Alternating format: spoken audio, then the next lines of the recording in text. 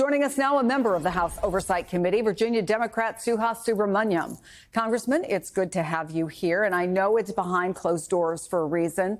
But tell us what you can about this roundtable and what you're hoping to get out of it. I think in the end, the victims deserve a voice in this process. I mean, they were suffered horrific consequences of Jeffrey Epstein and Ghislaine Maxwell's crimes.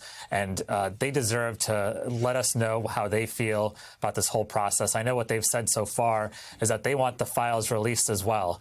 They want us to continue to hold the president accountable. And, you know, this whole process, it's been oversight Democrats who have actually been pushing these investigations.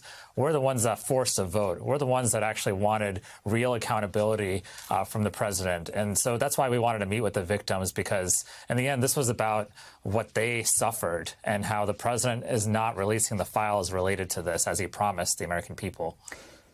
Congressman, can you tell us how many victims you'll be meeting with today? And do you have an expectation that you might learn some things that haven't been out there so far? Well, at least a few victims will be there along with their families. I'll say this, that, we're going to ask them questions not only about, how they suffered and what they want to share with us and what they want us to be doing throughout this process. But we also want to know, whether they knew about the president's involvement with Maxwell and Epstein as well. And, what they think we should expect if we are to question someone like Maxwell, since they were victims of Maxwell's. And so I think this will be a very informative discussion, I think. And, throughout this whole process, we've been talking about the victims, but I know I wanted to meet with the victims personally to hear what they have to say, because in the end, they're the ones that suffered the most throughout this whole process. My understanding is that tomorrow, Congressman Khanna and Massie are expected to hold a press conference with 10 of Epstein's victims, and Congressman Khanna has said it will be explosive. Do you and your colleagues already know more than has been publicly released? What we have is we're in the dark just as much as the American people. I'd like to get more information. I'd like to do more fact-finding. The reality is the president promised to release lists and the files, and what he released over recess, 97% of it was already public. And so oversight Democrats are asking for real files. We're asking for real truth, real accountability of this president and this administration, because they're simply skirting their responsibility and their promises to the American people right now.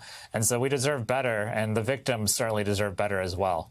Well, Congressman Massie says today at 2:15, an hour and 15 minutes from now, he's going to start the process to attempt to force a vote on releasing the Epstein files. Do you think you'll get a vote? Can it get 218 signatures? I'm optimistic. I mean, certainly if every single member of Congress who said they cared about releasing the files voted to discharge and make that vote, we would have the votes. But this is a good test of whether Republicans actually care about the Epstein files, or whether they're just talking, or whether they're just supporting the president no matter what. But certainly I'd like to see a vote, and I'm optimistic that there will be a vote. It's been a month since Congress adjourned, and that did little to calm the attention surrounding the Epstein case.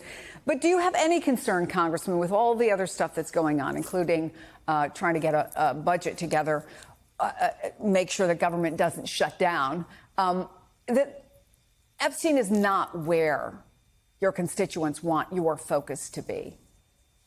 I think my constituents want to hold the president accountable to all his promises and all his lies. And so this is a big one for constituents who are Democrats and Republicans. We're certainly focused as well on the budget, on the use of the National Guard in Washington, D.C., on the firing of federal workers. I mean, that's work that's going to continue, but we can walk and chew gum at the same time. And, while the president and his administration are sending their personal lawyers to meet with Ghislaine Maxwell, we're meeting with the victims. And we're standing up for the victims, and we're giving the American people a voice in this process. Congressman Subramanian, thank you so much. We appreciate you taking the time.